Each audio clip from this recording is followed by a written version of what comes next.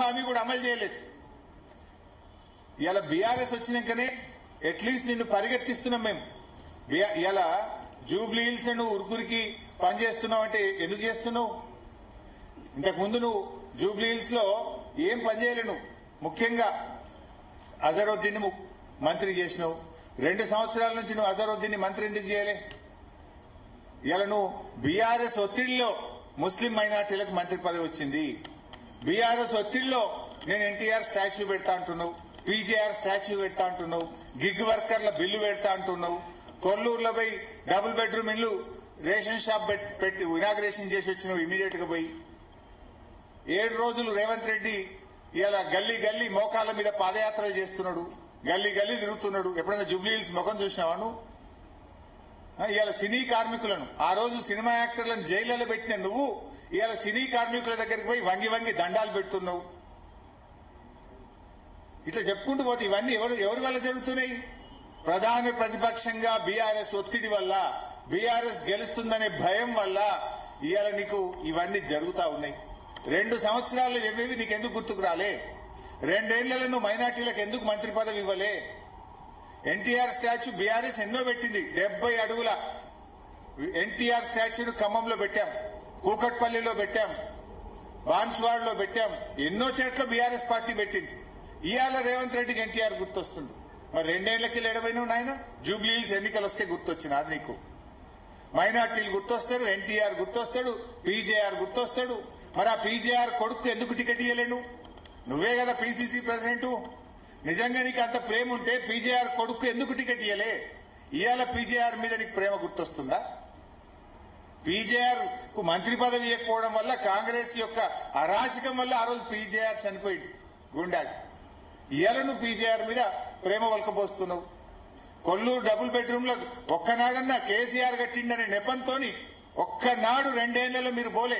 ఇప్పుడు రోజు ఒక మంత్రి పరిగెత్తుతుండు, ఒకళ్ళని కొగలు ఉరుకుతుండు. ఒక ఆయన పోయి దవాఖాన పెడతా అంటుండు, ఒక ఆయన పోయి రేషన్ షాపులు పెడతా అంటుండు, ఒక ఆయన పోయి నేను మున్సిపల్ చెత్త ఎత్తడానికి బండ్లు పెడతా అంటుండు, ఇంకొక ఆయన పోయి అంబులెన్స్ పెడతా అంటుండు. 2 ఏళ్ళు అడిగిపోయింది. This is all done by BRS. BRS అనే ప్రధాన ప్రతిపక్షం ప్రశ్నిస్తుంది కనుకనే ఈ రోజు ఒకటొకటిగా జరుగుతున్నటువంటి పరిస్థితి గడబడతా ఉంది. అందువల్ల ఒక ప్రశ్నించే గొంతును గెలిపించండి. బీఆర్ఎస్ పార్టీ ఇలా ప్రజలకు అండగా ఉన్నది. నువ్వు మూసీ పేరిట పేదల ఇల్లు కూలుస్తా అంటే ఆ ప్రజలు తెలంగాణ భవన్కి వచ్చి తమ బాధలు చెప్పుకుంటే బీఆర్ఎస్ పార్టీ కేటీఆర్ గారు మా శాసనసభ్యులు అందరం పోయి బుల్డోజర్లకు అడ్డంగా నిలబడి ఇవాళ హైదర్ షా కోట గాని మూసి కూల్చివేతలను అడ్డుగా నిలబడ్డది, అడ్డుకున్నది, ఆపింది బీఆర్ఎస్ ప్రభుత్వం. సో అందువల్ల ఒక ప్రశ్నించేటువంటి దాన్ని మీరు గెలిపించండి.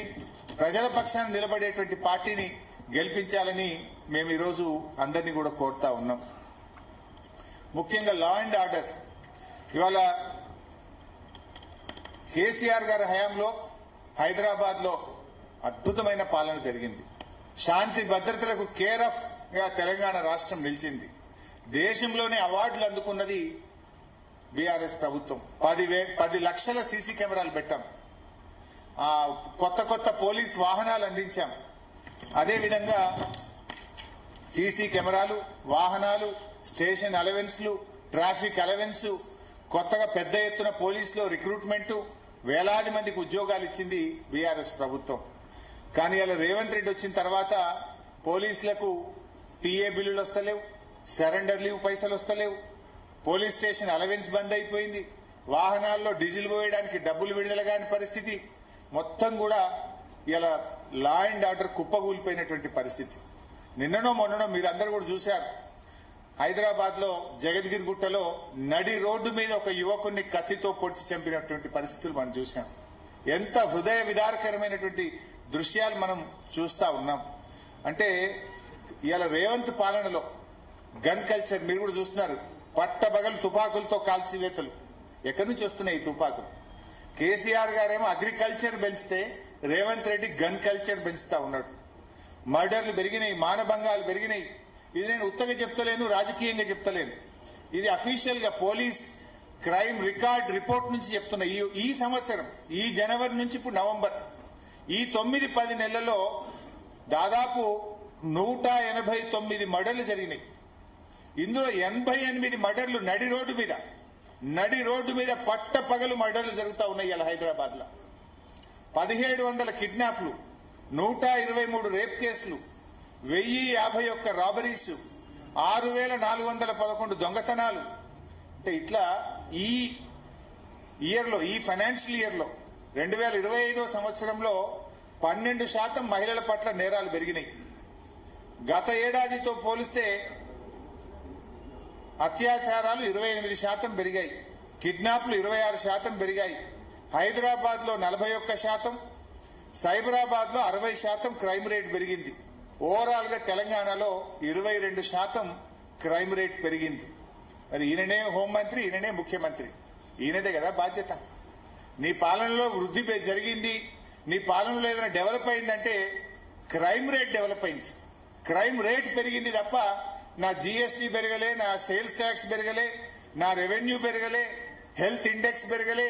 పెరిగిందేమని ఉంది రేవంత్ పాలనలో అంటే హత్యలు పెరిగినాయి, అత్యాచారాలు పెరిగినాయి, మానభంగాలు పెరిగినాయి, మర్డర్లు పెరిగినాయి, రేపులు పెరిగినాయి తప్ప ఇంకా వేరే ఏం పెరగలే.